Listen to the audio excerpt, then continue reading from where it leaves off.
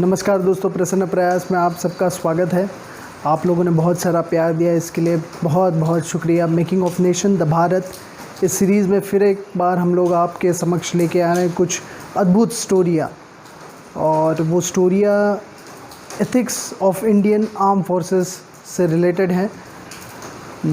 पर एक चीज़ आपसे बहुत ज़्यादा रिक्वेस्ट है कि आप वीडियो ज़रूर देखते हैं बट उसे लाइक या शेयर या सब्सक्राइब नहीं करते, तो प्लीज़ मैं आप सबसे अनुरोध करूंगा कि प्लीज़ शेयर और सब्सक्राइब ज़रूर कीजिए और बेल आइकन दबाना ना भूलें। तो चलिए चलते हैं सतीश मराठे सर की ओर।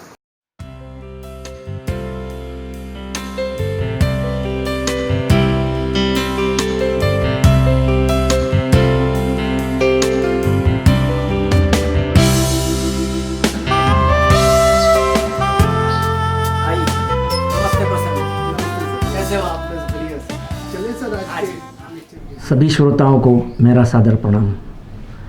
पिछले कुछ भागों में हमने कुछ नायकों की चर्चा की थी और एक एपिसोड में हमने जो हमारा पड़ोसी है चीन, उसके खलनायकी की कुटिल नीति की भी हमने चर्चा की थी।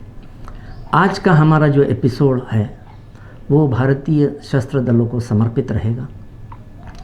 हमारे बहादुर सैनिकों की वीरता की, पराक्रम की, शौर्य की गाथाएं हम अनेक वर्षों से सुनते आ रहे हैं। कई अनसुने सैनिकों की भी किस्से हमने सुने हैं, लेकिन उनकी जो सबसे महत्वपूर्ण दूसरी बाजू है उसे अभाव से ही जनता के सामने लाया गया है, और ये जो बाजू है वो है नैतिकता की, एथिक्स और इथोस की। इसके ऊपर जिस प्रमाण पर, जिस पैमाने पर रोशनी डालनी चाहिए थी वो आज तक नहीं डाली गई है। इसका कारण क्या हो सकता है? इसका कारण यही है कि पिछले 73 सालों में इस देश में जिन्हीं लेखकों ने लेख लिखे हैं, इतिहास के बारे में लिखा है, उन्होंने हमारे सशस्त्र दलों को लगभग अनदेखा कर दिया है। ऐसा हम कहेंगे तो ये गलत न होगा। हमारे सशस्त्र दलों का देश के विकास में, यहाँ की प्रजातांत्रिक व्यवस्था की जड़ें मजबूत करने में एक महत्वपूर्ण भूमिका रही है। हमारे साथ कई देश पड़ोस के आज़ाद हुए थे। आज वो देशों में क्या स्थिति है? हमारे कई पड़ोसी देशों में सेना ने खूनी खेल खेलते हुए तख्ता पलटने की कई बार कोशिश की है। भारत में ऐसा कभी न हुआ, न कभी होगा। इसका कारण है कि हमारे सैनिकों को जो सदियों से जो संस्कार प्राप्त हुए हैं, वो संस्कार ही उन्हें इस चीज़ करने से परावृत्त करता है। तो यही नैतिकता का जो गुण है, ये वर्चू है, ये भारतीय सेना को और देशों की सेना से अलग करता है। ये कैसे अलग करता है, इसके हम कुछ उदाहरण आज के इस एपिसोड में देने जा रहे हैं। तो ये विशेषता क्या है, इसके ऊपर भी हम थोड़ा ध्यान देंगे। और आज के जो एपिसोड में भारतीय सेना के इस गुण को, इस वर्चू को उजागर करने के पीछे उद्देश्य क्या है, ये भी हम देखेंगे।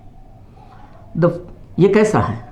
The first aim is to showcase the legacy of modern India's military pioneers along with the exploits and sacrifices of our armed forces in protecting India's sovereignty and democracy. आज यदि हम 73 सालों में अपनी प्रजातांत्रिक व्यवस्था को इस कदर मजबूत करते आए हैं, उसमें सेना का बहुत बड़ा योगदान है, इसे नकारा नहीं जा सकता है। यदि सेना ने प्रशासन में दखल दी होती तो आज हम जिस स्थिति में हैं उस स्थिति में कदापि न रहते। ये चीज़ों का एहसास देश के बुद्धिजीवियों को और यहाँ के माध्यमों को शायद कम ही होगा। इसीलिए इन्होंने इतिहास के तरफ ध्यान नहीं दिया है। आज हम उसी गौरवशाली परंपरा को उजागर करने की कोशिश करने जा रहे हैं। पश्चिमी विचारवंतों ने भारत के सेना के बारे में, सशस्त्र दलों के बारे में क्या कहा है, इस पर भी एक नज़र डालना मेरे मत से आवश्यक होगा। उनका क्या कहना है? The popular western discourse on the origins of the Indian army repeatedly emphasises that colonial era from the middle of the 18th century to the period when India gained independence from the British rule,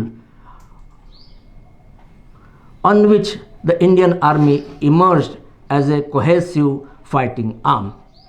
However, it is only fair to acknowledge that the DNA of the Indian army goes beyond that to a period when two martial communities, namely the Marathas and the Sikhs, were contesting the Mughals for the control of vast tract of the country.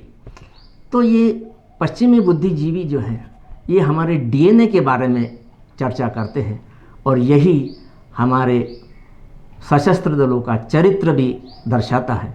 इसी के ऊपर हम आज आगे बढ़ने जा रहे हैं। तो ये उनकी जो एक विशिष्ट स्थान उन्होंने जो हमारे देश के सिविल सोसाइटी में अपने आप को स्थापित किया है उसके बारे में हम क्या कहेंगे? उसके बारे में ये कहा जा सकता है कि India's arm forces occupy a unique position in modern Indian society and yet there is an uneven and lopsided perception and acknowledgement of their growth towards the country's development and stability. इतना होने के बावजूद भी उनके इस contribution को, इस योगदान को क्यों नकारा जा रहा है, ये एक न समझने वाली बात। और दूसरी बात मैं यहाँ पर जोर देकर कहना चाहूँगा कि हमारे इतिहासकारों ने पिछले 73 साल में हमारे सशस्त्र दलों को के ऊपर घोर अन्याय किया है। इतना ही नहीं, उनकी छवि बिगाड़ने की ही कोशिश कुछ सालों में की गई है। जैसा कि आपको मालूम है, 4-5 साल पहले एक ऐसा किस्सा हुआ था कश्मीर घाटी में कि मेजर गोगोई नाम के हमारे एक अधिकारी ने आतंकवादियों के बीच डर पैदा करने के लिए एक आतंकवादी को अपने जीप के सामने बांधकर उसे शहर के कई इलाकों में घुमाया था।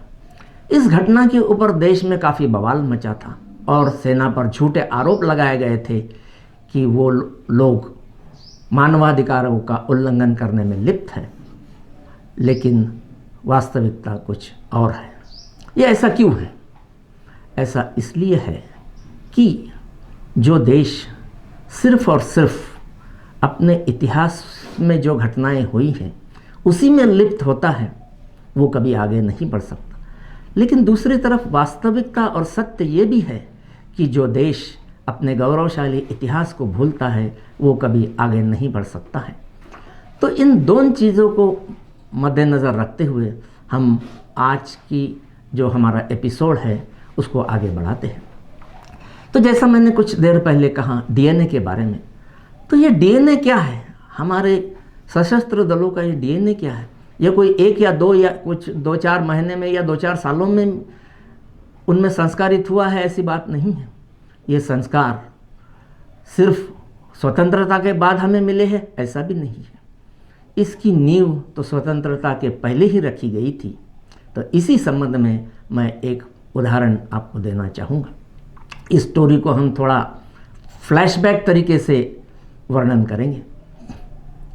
जैसा कई लोगों को मालूम होगा, 2013 में इटली के 2 मरीन सैनिकों द्वारा केरल के समुद्री तट पर 2 मछुआरों की गोली मारकर हत्या कर दी गई थी। इस घटना के बाद भारत और इटली दोनों देशों के संबंधों में तनाव पैदा हो गया था, खटास आ गई थी। कई दिनों तक ये तनातनी चली। ये तनातनी के चलते दक्षिण इटली के बंदरगाह नगर टोरंटो के मेयर का एक बयान आया।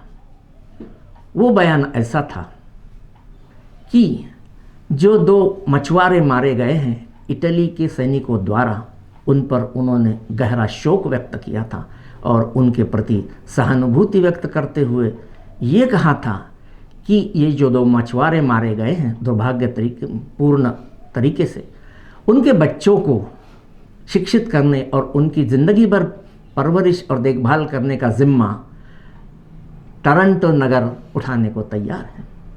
ये एक अभूतपूर्व घटना थी। अभूतपूर्व घटना इसलिए कि भारत और टोरंटो शहर, इनका क्या रिश्ता था। ये बात लगभग 70 साल गुमनामी में रह गई। तो ये समाचार सुनते हुए राज मोहिंद्रा नाम के एक नेवी कैप्टन की स्मृतियाँ, पुरानी स्मृतियाँ द्वितीय विश्व युद्ध की पहले की अचानक जागृत हुई और उन्होंने अखबार को एक ईमेल भेजा। उस ईमेल में उन्होंने 1943 में क्या हुआ था उस घटना का वर्णन किया गया। वो जो नेवी में कार्यरत थे, उस समय 1967 में INS ब्रह्मपुत्र नामक एक भारतीय युद्धपोत को यूरोप के ग्रीस देश में जाना था गुडविल विजिट के ऊपर। वो जहाज़ जैसा ही भारत के तट से रवाना हुआ, कुछ दिनों के बाद उन्हें ये खबर दी गई कि ग्रीस देश में कुछ वहाँ के राजा का तख्ता पलट दिया गया है और उस देश में अभी सामान्य स्थिति बहाल नहीं हुई है। इसलिए उन्हें आदेश दिया गया कि वो अपने जहाज़ को इटली के बंदरगाह टोरंटो की ओर मोड़ दे। ये आदेश प्राप्त होते ही रविवार के एक सुबह हमारा युद्धपोत INS ब्रह्मपुत्र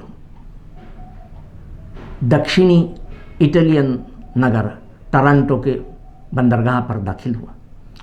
वो जब दाखिल हुआ तब सुबह तड़के वो वहाँ पे पहुँचा था। तो उस समय तो बहुत ज़्यादा भीड़ नहीं थी, इक्का दुक्का ही लोग उस बंदरगाह पर जट्टी पर थे। जैसा जैसा दिन चढ़ता गया लोगों की तादाद बढ़ती गई और लोग आने लगे। और जैसे लोग आने लगे तो हमारे सैनिकों को एक अभूतपूर्व नज़ारा दिखा। उन निवासियों के हाथ में तख्तियाँ थीं और उन तख्तियों पर लिखा था कि हम भारत के सैनिकों का सहर्ष स्वागत करते हैं, सच्चे दिल से स्वागत करते हैं। हमारे सैनिकों को अचंभा तो हुआ और उन्हें लगा कि इसके पीछे रहस्य क्या है। उन्होंने रहस्य जानने की कोशिश की। दिन ढलते ढलते शाम तक वहाँ पर अपार भीड़ जमा हो गई। इतना ही नहीं, नगरवासियों ने उन्हें, कई सैनिकों को, सेलर्स को अपने यहाँ आने का निमंत्रण दिया। कुछ लोगों ने रात्रि भोज में आने का निमंत्रण दिया। ऐसा ही एक निमंत्रण मिसेस घोष नाम की एक महिला ने राज मोहिंद्रा, जो कैप्टन राज मोहिंद्रा थे, उनको दिया। ये जो मिसेस घोष थी, ये हमारे एक रियर एडमिरल, उनकी इटालियन पत्नी थी। वो उस समय तो वो दिवंगत हो गए थे, वो सर्जन भी थे नेवी में। और इटली में जब युद्ध हुआ था 1943 में, हमारी अलाइड सेना गई थी। उस समय वहाँ वो इटली के सैनिकों द्वारा बंदी बनाए गए थे। बाद में उन्होंने एक इटालियन महिला से शादी करके वो वहीं पे स्थित हो गए थे। तो उस महिला ने जो स्टोरी बताई, जो कहानी बताई, वो कहानी सुनकर हर भारतीयों का सर गर्व से ऊंचा होगा, इसमें कोई संदेह नहीं है। उस महिला ने ये कथन किया कि जुलाई 1943 में 8 ब्रिटिश आर्मी की जो टुकड़ी वहाँ पर दाखिल हुई थी, उसने टोरंटो नगर पर हमला करके उस पर कब्जा किया। कब्जा करने के पश्चात उस अलाइड सेना में जो टुकड़ियाँ थी, उसमें भारतीय सैनिक थे, अंग्रेज़ सैनिक थे, कैनेडियन सैनिक थे और ऑस्ट्रेलियन थे। जैसा ही शहर पर कब्जा किया गया, भारतीय दल को छोड़कर अन्य देशों के सैनिकों ने वहाँ पर नागरिकों को अत्याचार करना शुरू कर दिया, खासकर महिलाओं के ऊपर।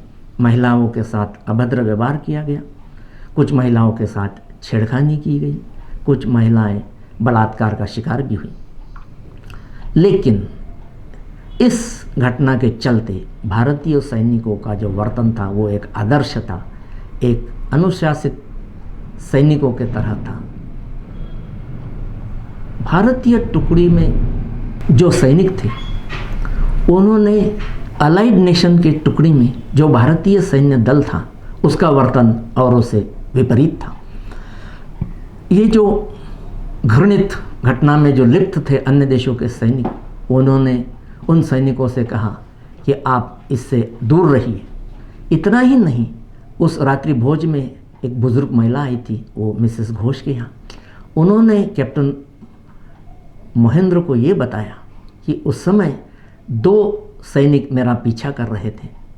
उसी समय भारतीय सैनिक आ गए और उन्होंने ऐसा करने से उन सैनिकों को मना किया, और उन्होंने ये कहकर मना किया कि ये हमारी बहन है। इतना ही नहीं, भारतीय टुकड़ी ने वहाँ के एक अपार्टमेंट को अब से कब्ज़े में ले लिया और अलाइड नेशंस के बाकी टुकड़ियों को ये कहा, सैनिकों को ये कहा कि आप यहाँ से दूर रहिए, ये अपार्टमेंट की सुरक्षा की जिम्मेदारी हमने ले ली है। तो ये एक बहुत ही गौरवान्वित करने वाली घटना सुनाई आई। इसके बाद वो युद्धपोत वहाँ 4 दिन रहा, 4 दिन उनका पड़ाव रहा, और जिस दिन वो वहाँ से रवाना होने के लिए तैयार हो गए शाम को 4 दिन के बाद, उस दिन तो मानो उस तरंतन नगर की भीड़, अपार भीड़ वो जेट्टी पर इन्हें विदाई देने के लिए एकत्र हुई थी। वो एक अद्भुत नज़ारा था और कोई भी सैनिक इसे ज़िंदगी भर नहीं भूल सकता था। तो इस घटना को उजागर होने में लगभग 70 साल लगे। 1943 की ये घटना लेकिन रोशनी में आई 2013 में, और उसका कारण बनी इटली के सैनिकों द्वारा हमारे 2 मछुआरों की गई हत्या। ये एक संजोगी है कि इस घटना को जोड़कर ही इसे देखा गया और वो पुरानी स्मृतियाँ, वो नॉस्टैल्जिया जागृत हुआ। यह पहली खबर ये घटना की 3 अप्रैल 1913 में हिंदू, जो चेन्नई से प्रकाशित होता है, द हिंदू, इस अखबार ने पहली खबर छापी 3 अप्रैल 2013 को। उसके बाद इस घटना का विवरण बहुत विस्तार से निवृत्त एयर मार्शल अर्जुन सुब्रमण्यम जी ने अपनी किताब इंडियाज़ वॉर ए मिलिट्री हिस्ट्री, इस किताब में किया है। तो ये घटना क्या दर्शाती है? भारतीय सैनिक सिर्फ अपने शौर्यगान के लिए, अपने पराक्रम के लिए ही मशहूर नहीं है, तो वो नीतिमत्ता, अनुशासन, इन चीज़ों के लिए भी मशहूर है। आज भी उस टोरंटो नगर को भारतीयों के प्रति अपार स्नेह और आदर है। इसीलिए 2 मछुआरे केरल के तट पर जब मारे जाते हैं तो वो अपने देश के सैनिकों को भी कोसने को वो पीछे नहीं हटते हैं। और उस समय जो लोग थे, उस समय के तो शायद कोई भी आज जीवित नहीं होंगे, लेकिन पीढ़ी दर पीढ़ी ये घटना वहाँ पे दूसरे जनरेशन को ट्रांसफ़र हुई है। यही इस घटना का तात्पर्य है। तो ये एक अनसुनी कहानी मैंने आपको आज सुनाई है। ऐसी ही एक दूसरी अनसुनी कहानी है जिसे कि बहुत ज़्यादा प्रसिद्धि नहीं मिली। वो है भारतीय स्वतंत्रता के बाद के जो हमारा सैन्य दल था, उसके पहले जो हमारे प्रमुख थे वो थे field marshal KM. Cariappa. KM. Cariappa के सुपुत्र नंदा करियप्पा, ये भी भारतीय सेना में शामिल हुए। वे भारतीय वायुसेना में पायलट थे। फ्लाइट लेफ्टिनेंट नंदा करियप्पा, इन्होंने 1965 की पाकिस्तान के खिलाफ जो लड़ाई हुई थी उसमें भी हिस्सा लिया था। उस लड़ाई में उन्हें एक टास्क दिया गया था कि लाहौर के नज़दीक पाकिस्तान के जो सैनिकी ठिकान है, जो अड्डे हैं, उन्हें नष्ट किया जाए। ये आदेश मिलते ही वे अपने हंटर स्क्वाड्रन का नेतृत्व करते हुए वो वहाँ पर उन्होंने हमला करने के लिए उड़ान भरी। जैसे ही वो पाकिस्तान के शहर कसूरी के ऊपर पहुँचे, पाकिस्तानी एंटी एयरक्राफ्ट गन ने उनके फाइटर प्लेन के ऊपर निशाना दागा और उनका विमान क्षतिग्रस्त हुआ और उसमें आग लग गई। इस स्थिति में उस विमान का त्याग करके पैराशूट के जरिए छलांग लगाने के सिवाय उनके सामने कोई चारा नहीं था। उन्होंने पैराशूट खोला और छलांग लगाई, लेकिन दुर्भाग्यवश समय पर वो पैराशूट ठीक से खुला नहीं, इसलिए वो ज़ोर से ज़मीन पर गिर पड़े और शत्रु के इलाके में दाखिल हुए।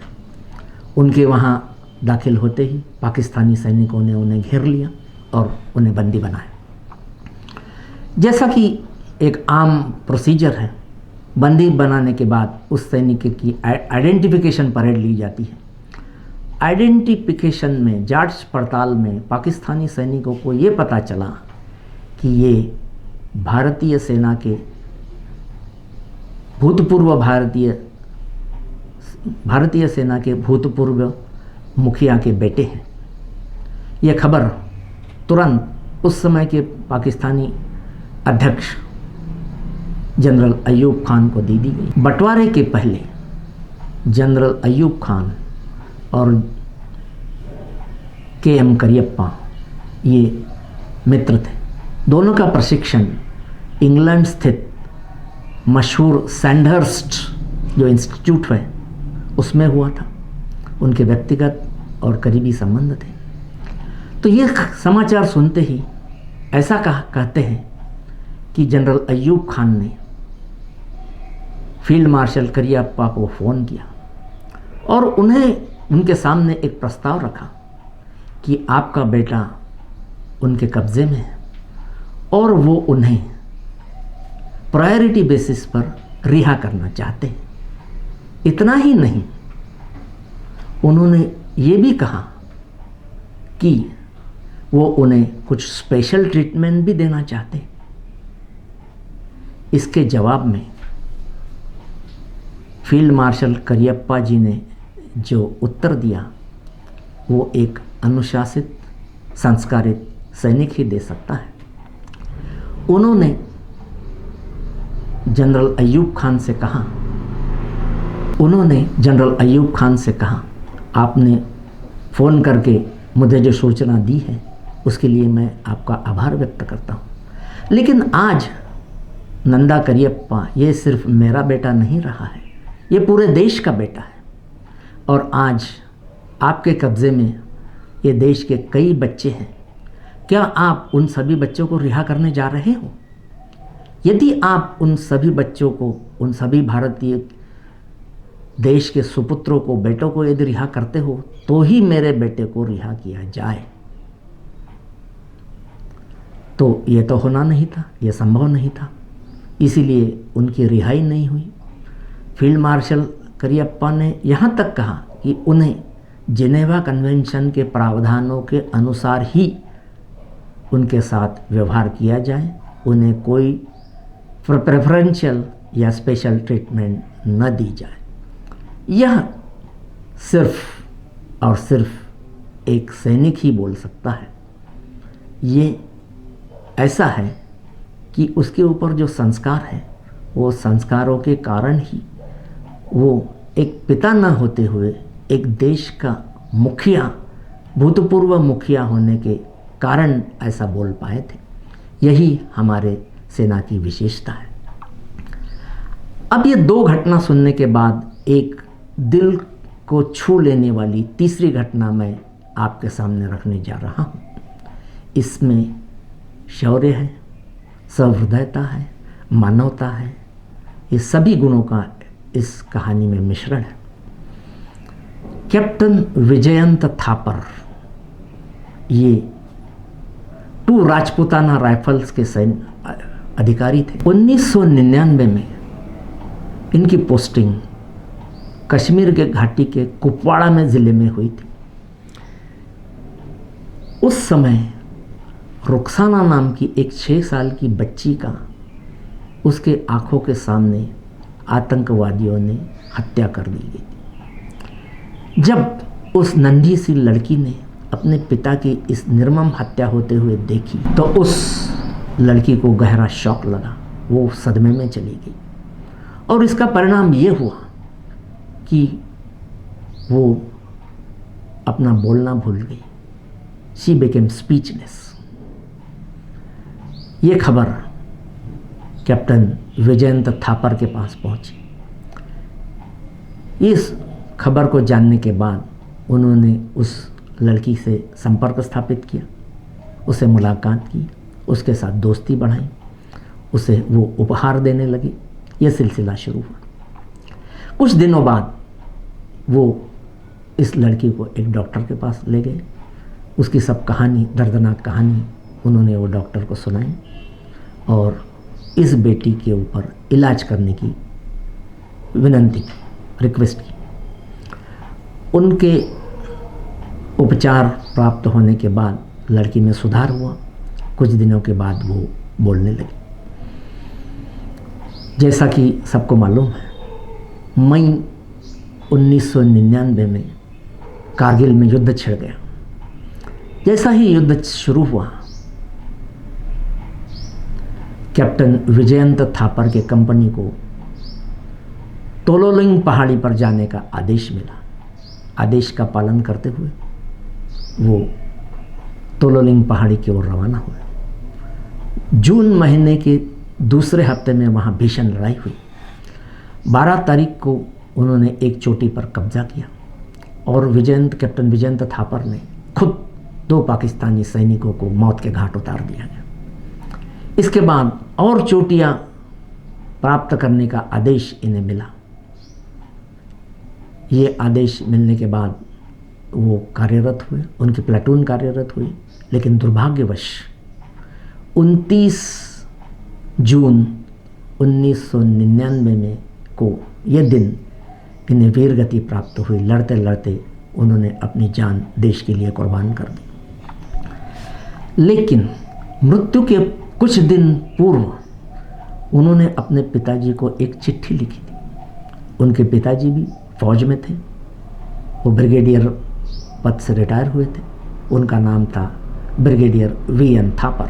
अपने परिवार को जो चिट्ठी लिखी थी उन्होंने, उसमें उन्होंने 2 बहुत ही महत्वपूर्ण बातें लिखी थी। एक तो थी कि यदि मुझे पुनर्जन्म मिलता है तो फिर से भारतीय सेना में सेवा देने का मुझे गौरव प्राप्त होगा, मेरी ये इच्छा होगी। दूसरी बात उन्होंने जो लिखी थी अपने पत्र में, उन्होंने ये रुखसाना का जो घटना थी उसे विस्तार से वर्णन किया गया था और अपने परिवार से ये भी कहा था कि कुछ दिनों बाद शायद मैं रहूँ ना या ना रहूँ, लेकिन इस बेटी की परवरिश करने की जिम्मेदारी हमारे परिवार की होगी। ये अंतिम इच्छा उन्होंने उस खत में जताई थी। 29 जून को उनकी शहादत होने के बाद उनके पिता ने अपने बेटे की अंतिम इच्छा पूरी की। हर साल 29 जून को लगातार 20 वर्ष वो जिस पहाड़ी पर उनके बेटे को शहादत मिली थी वहाँ वो जाते हैं। वहाँ पे वो उनकी यादें ताज़ी करते हैं, उन्हें श्रद्धा सुमन अर्पित करते हैं। ये सिलसिला लगातार 20 साल से चलता आ रहा है। इतना ही नहीं, पिछले साल 29 जून 2019 को उन्होंने एक किताब प्रकाशित की। उस किताब का नाम है विजयंत ए कारगिल हीरो। इस किताब में उन्होंने इस पूरे घटनाक्रम को विस्तार से वर्णन किया है। ये तीनों घटनाएं हमें क्या सीख देती है? ये तीनों घटनाएं हमें यही सीख देती है कि भारतीय सैनिकों में जिस प्रकार से शौर्य है, पराक्रम है, अनुशासन है, कटिबद्धता है, उसी पैमाने पर हमारे डीएनए में मानवता, सहृदयता ये भी है। इसीलिए आज जब देश बहुत अभूतपूर्व स्थिति से गुजर रहा है, 2 वॉर फ्रंट की भी शायद नौबत आ सकती है, ऐसा विशेषज्ञों को कहना है, तो हम आम भारतीयों का कर्तव्य क्या है? क्योंकि ये मॉडर्न युग है, इसमें प्रोपेगेंडा, मिस इन्फॉर्मेशन, डिसइन्फॉर्मेशन ये सब लेजिटिमेट हथियार माने जाते हैं। तो शत्रु तो इन सब हथियारों को, इन हथकंडों को बखूबी इस्तेमाल करेगा, इसमें कोई दो राय नहीं है। इसीलिए आम जनता की जिम्मेदारी इस संदर्भ में बढ़ जाती है। बढ़ इसलिए जाती है कि जब भी कभी हमारे सेना दलों का, सशस्त्र दलों की छवि धूमिल करने की या ख़राब करने की जहाँ जहाँ कोशिश होती है, हमें इन उदाहरणों को जनता के सामने ज़ोर शोर से उजागर करना है। यही हमारा परम कर्तव्य है। आखिर में मैं यही कहूँगा कि हम कई मानों में यूनिक है, अनोखी है, ये अमिट छाप हमने छोड़ी है। इस संदर्भ में एक उदाहरण मैं आपके सामने पेश करना चाहूँगा और इस आज के संभाषण को मैं विराम दूंगा। 16 दिसंबर 1971 को उस समय के पूर्वी पाकिस्तान में जब पाकिस्तानी सैनिकों ने हमारे ईस्टर्न सेक्टर के G1 CNC lieutenant general Jagjit Singh Arora ji के सामने आत्मसमर्पण किया था, उस समय एक इंस्ट्रूमेंट ऑफ सरेंडर नाम का डॉक्यूमेंट बना था। ये एक अनोखा यूनिक डॉक्यूमेंट है। ये एकलौता ऐसा डॉक्यूमेंट है, दस्तावेज है, जिसमें किसी देश के सेना ने लिखित रूप से एथनिक माइनॉरिटी तथा फॉरेनर्स को, विदेशियों को पूरी सुरक्षा तक का आश्वासन दिया है। दुनिया में आज तक ऐसा कोई लिखित आश्वासन देने वाला डॉक्यूमेंट मौजूद नहीं है। यही हमारी सेना की महानता है और उसकी जो इथिक्स है, इथॉस है, उसी को दर्शाता है। मुझे लगता है कि इससे हर भारतीय सीख लेगा और जब भी कभी ऐसे कुछ असामाजिक तत्वों द्वारा प्रयास होंगे, उस प्रयासों को रिबट करने के लिए, उसे नकारने के लिए ये मैंने जो आज 3 उदाहरण आपके सामने प्रस्तुत किए हैं, इसे आप देशवासियों के सामने लाएंगे, नेक्स्ट जनरेशन तक फॉरवर्ड करेंगे। इसी अपेक्षा के साथ मैंने अपने वाणी को विराम देता हूँ। धन्यवाद। जय हिंद।